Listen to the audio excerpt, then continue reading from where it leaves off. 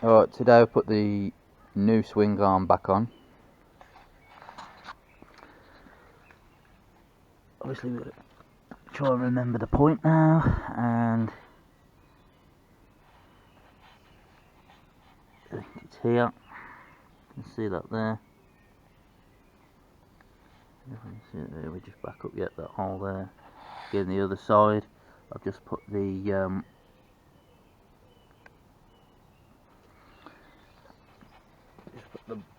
bolt there, just resting, and it does go, the solid end of the bolt is this side, the nut is on the other side, remember. And I've just put it there, just poking through a little bit, just so when we get this up into position there is something for it to hang on to. Otherwise, you know, you might need somebody else to hold it there while you put the pin through. Well, you put the bolt through anyway. It's the same kind of a long bolt like you have with the spindle on the other end anyway, but and the correct, I'll just call it a holding bolt for the swing arm. Alright, I'm going to just give the thread a spray with some oil. That's just so it's not as rusted up in future if I need to pull it off. And obviously you're going to have to hold the other end of the bolt, the spindle bolt, so this time I think I'm gonna go, because I've got the socket set there, I'm going for the T-bar with the 15 socket again, and I'll just use the ratchet on here until, obviously, to put the final tightening on. Then I'll switch over to the T-bar for that. It's an 18, the nut. So probably could have cleaned the nut up a bit, but you know how time is, it should be okay. So just get it started on that, then I'll switch over.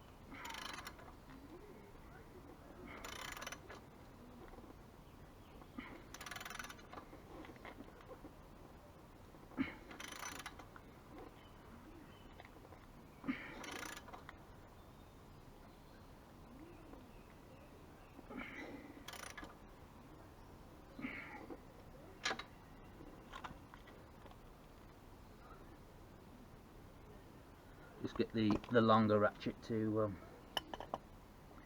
try and put as much torque on as I can.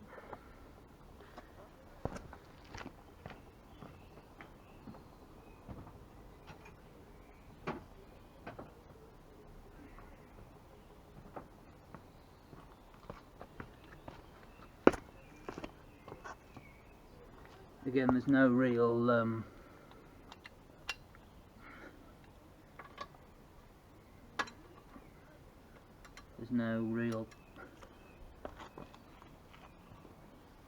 you know, torque information on these. Is to say if he was going to use a torque wrench, there's no real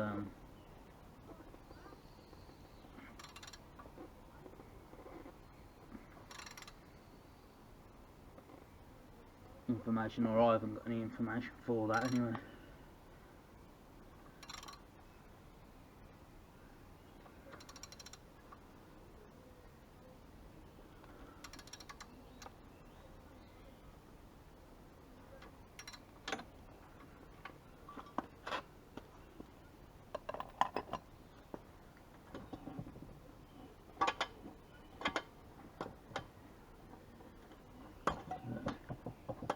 Moving freely on that.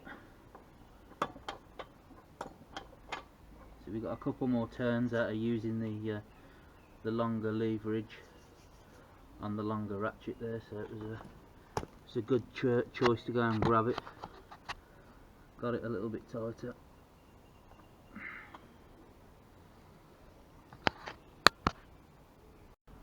Okay, now we've kind of got this cleaned up as best as we can clean it up. The bolt's looking a lot nicer as well.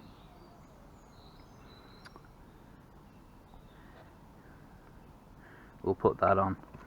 It'll be alright until it's time to replace it for a new one anyway. Now,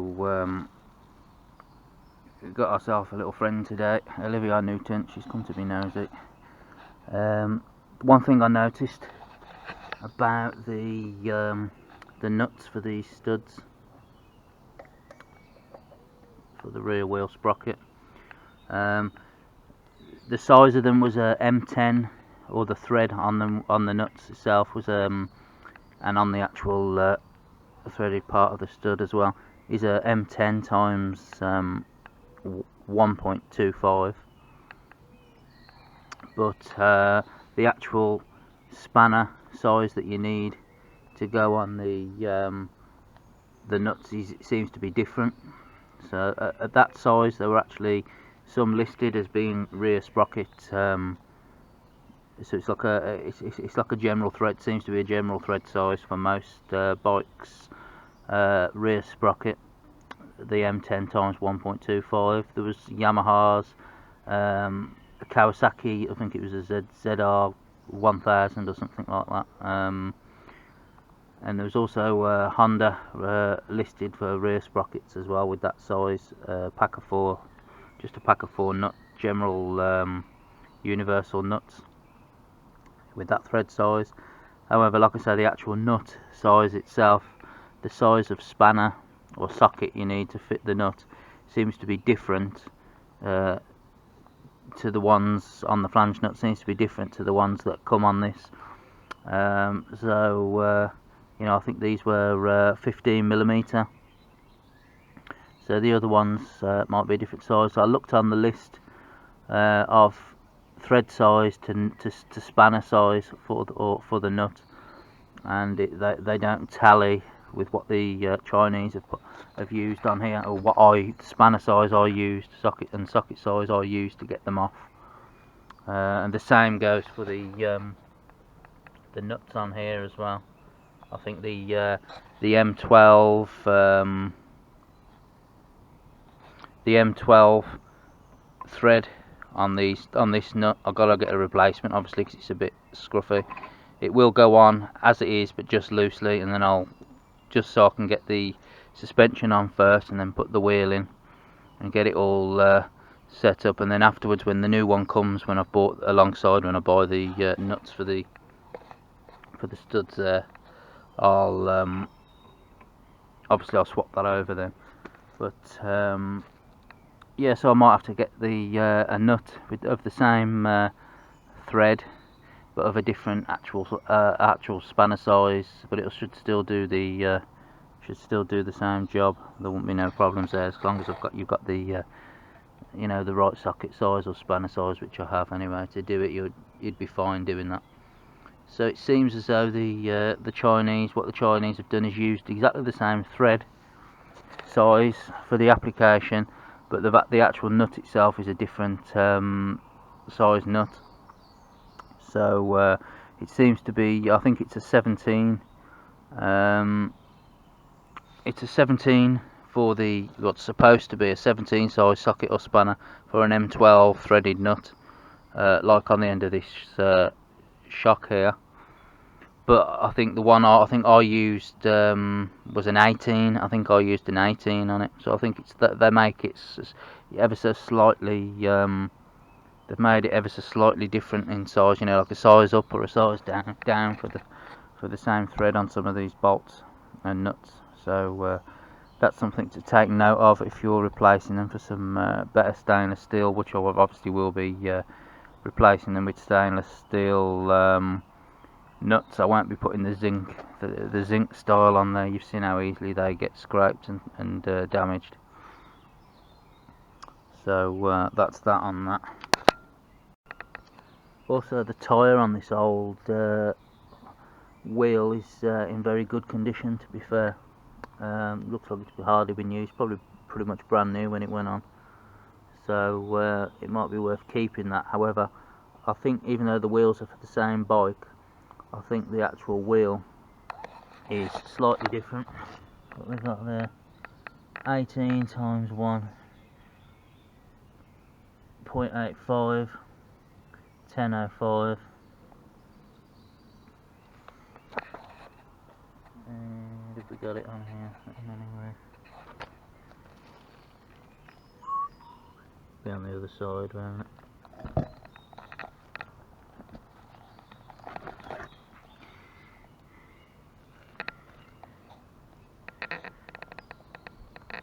.85 times 180601. So it is a slightly different wheel.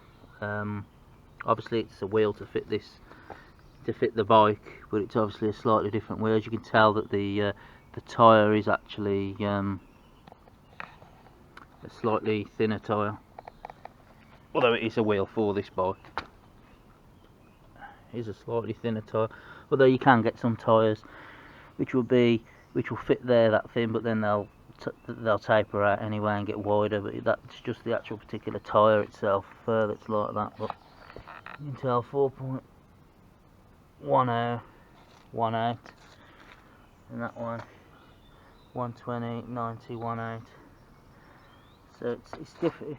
It's different size. So you're not going to, by the looks of it, you're not going to be able to keep it for that wheel. But it may be worth taking it off. You might be able to I don't know, you might be able to get £20 for it or something like that. I don't know whether I'll just leave it and or bother to get it off, to be honest. If it's too much hassle to get it off, then you know, then probably won't bother. But that's something to look at if you got a damaged wheel. Obviously, the tyre itself is rubber, and if it hasn't split or ruptured, which it hasn't, then it's still in, it's still in where that's hit. It's still in perfect condition, because it's just the metal that bends. That's something to look at. Okay, now the black part of the shock fits back in at the top. Remember, this bolt here doesn't have a nut on the other side.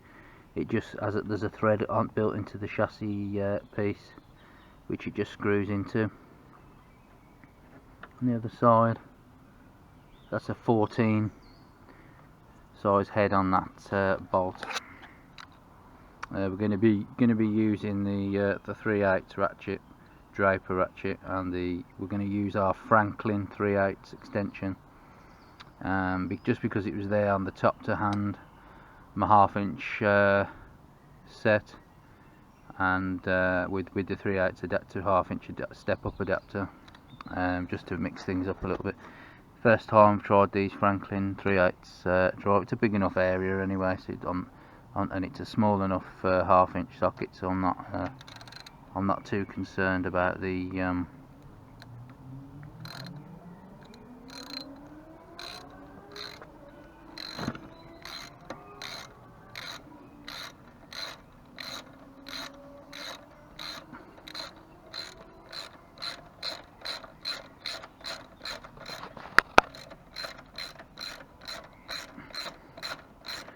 too concerned about the 1/2 inch socket being too big here.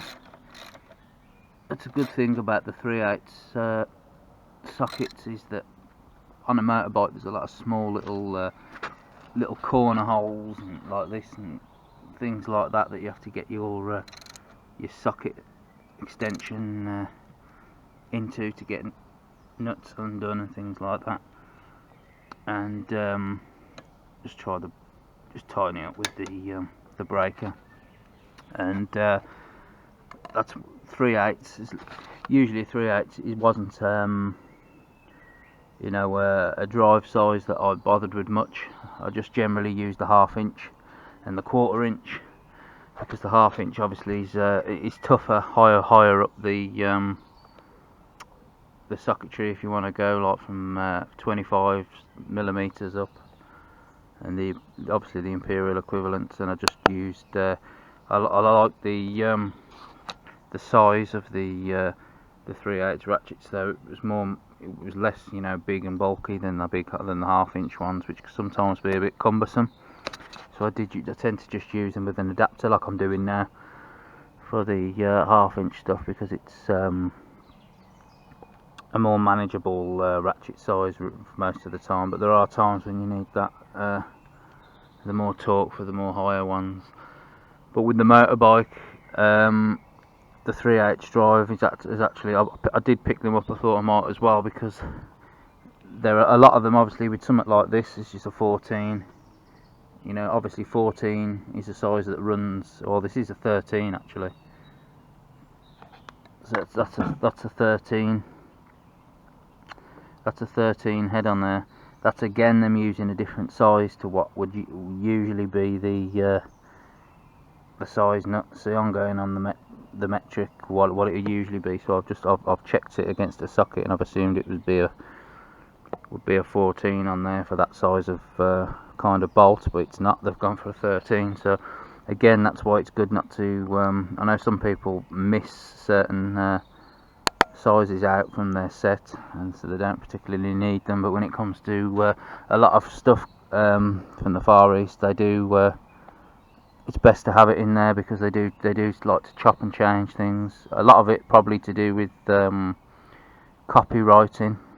If they can get away with altering so many different things to make it slightly different to what they're trying to clone or copy, they can do that by changing bolt sizes. Then I suppose they'll you know, and leaving out everything to make it so much, you know, a percentage of it different, then they'll do that. I know a lot of the RC model world is the same for years. Some companies would use the tiny metric bolts and screws, and then another company would go and do pretty much the same thing, but all the screws would be imperial. So that's why I need them there as well in the small things. And again, you've got the Chinese market getting in on that arena as well. So you've got clones and copies there, and different size tiny nuts and bolts. So it's best to have a full set of both imperial and metric. Even if you only use them once, you know, you can pick up a cheap set of Nielsen or Bergen imperial sockets or something, and just leave them there to the time that you do need to use them. But the 3/8, obviously, like I said, it doesn't matter with something as small diameter and a socket as small as a 13 or a 14.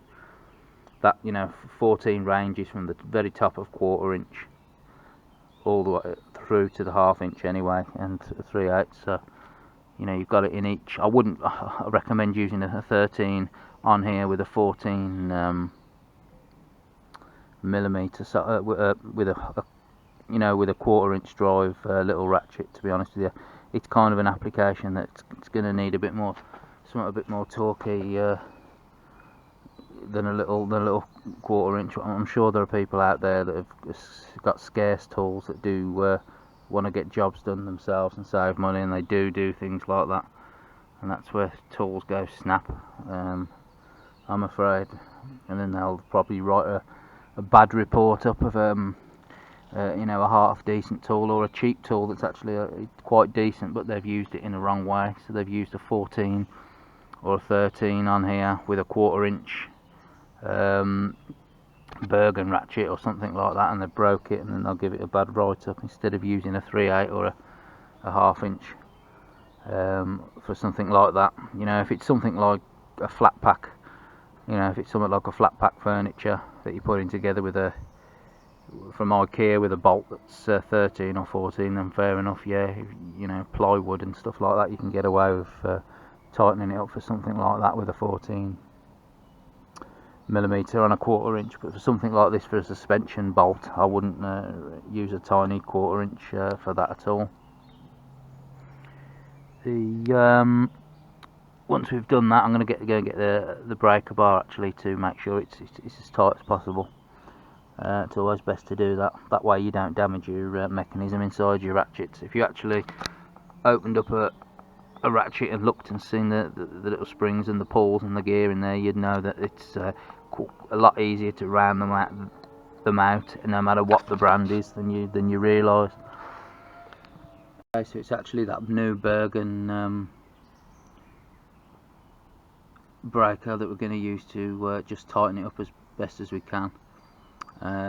Looks like I bought it just in the nick of time actually, doesn't it?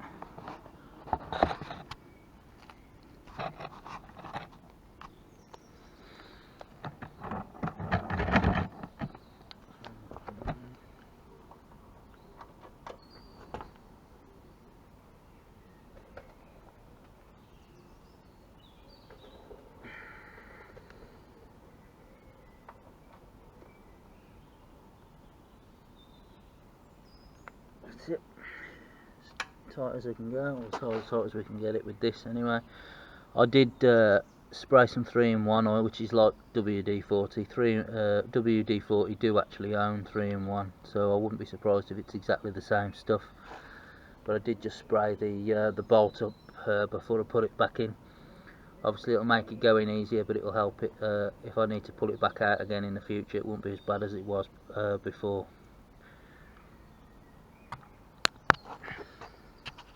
Okay, this rear shock at the bottom where that mounts, line it up and just give it a tap with the mallet. If you haven't got a mallet, you can use just a block of wood, just give it a tap, just so it doesn't damage the mounting bracket there. Obviously if you use a hammer, it will damage the bracket if you're not too careful. It will chip the paint off anyway. I mean, this is it's a bit flaked anyway down here. It's probably gonna have to get some hammerite on it at some point. Anyway, but so it probably won't be that much of a big deal here. But you can obviously use a little bit of plank of wood underneath and then hit the hammer against the wood just to line it up.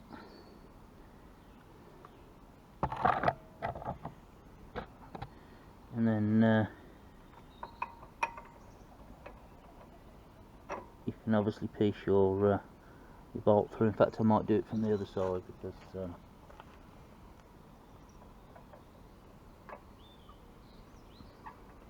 you're going to have to mess around and fiddle around with that by tapping it and moving it to get it perfect, so you can just slot the bolt through. Alright, now I'm actually I've just threaded that on a little bit just so it's in there and the pins in the shock's in place, so I can get on with the rest of putting the swing arm, bolting the swing arm up and putting the wheel back on. And then later on, obviously, I'll just fetch that nut back off there and replace it for the brand new stainless one. But I've just got it on there just so to nick it up. Just on there loose in the minute on the end, and then I'll swap it over when the new. Okay, so we just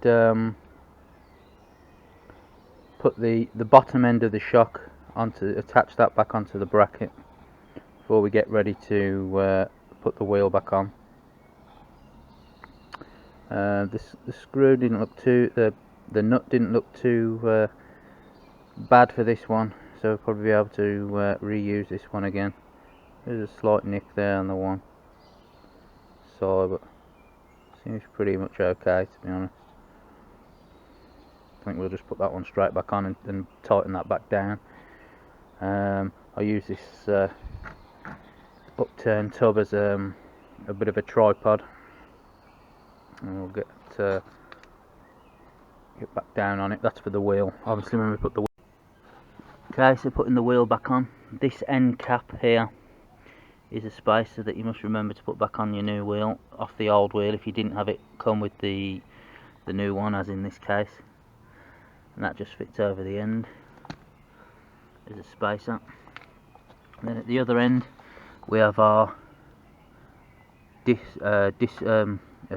brake caliper mount, which also acts as a spacer all in one for this side. And if you look on the swing arm, you'll see that there's a pin there sticking out. What that is for is locating on within this slot here, by the looks of it. And that obviously lines up there, and then as you push your wheel on, obviously it's got the full length on the slot, because as you adjust here and pull your wheel out for your chain length over time, it's allowing it to move along there on the travel. Unfortunately, there's a little bit of rust come back on there again. But like I say, once it's in regular use, the brake pads will deal with that anyway, and keep the rust off, because it'll constantly be you know, abrasive against the disc. So we've got our remember to get your two end clips. That one will go on the end. Make sure you put your first one on first. Obviously it's going to go through. Now you're going to have to fiddle about a little bit with your alignment piece here.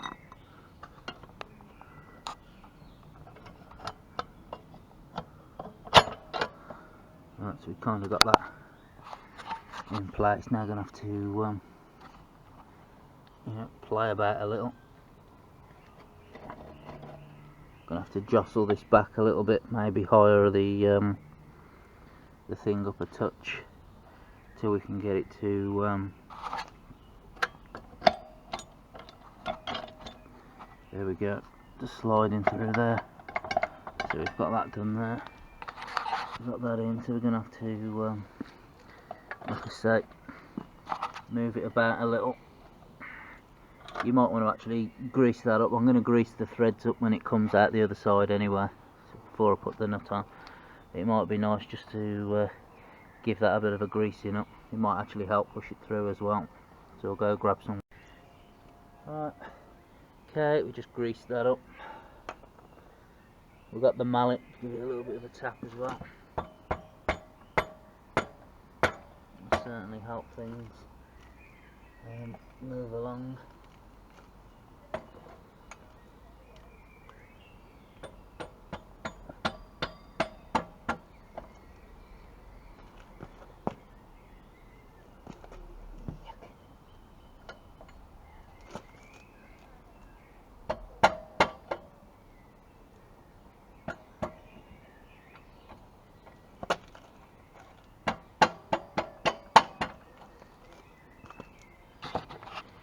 And then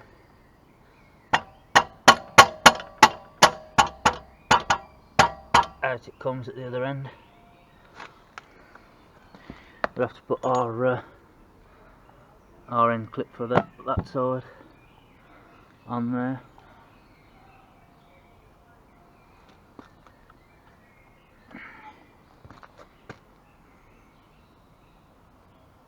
And just get a little grease.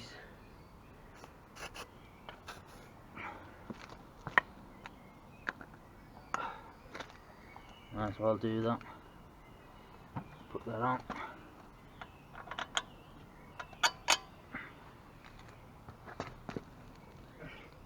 Grab our nut, which seems to be okay. Don't need to replace that one.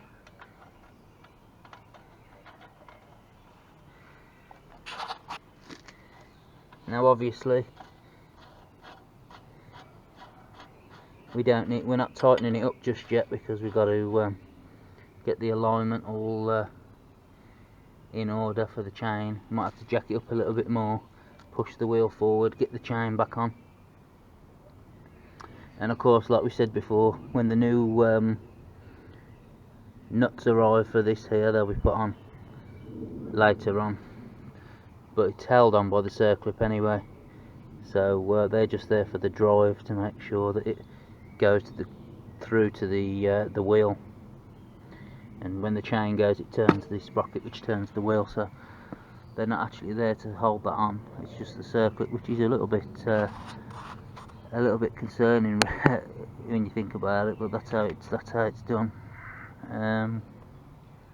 So we just want that on there, you know, that'll do. So it's loose still. And we'll jack it up a bit, push the wheel forward, get the chain on. I'll probably put some gloves on for the chain because of the oil. Okay, so just loosening these back a little bit more.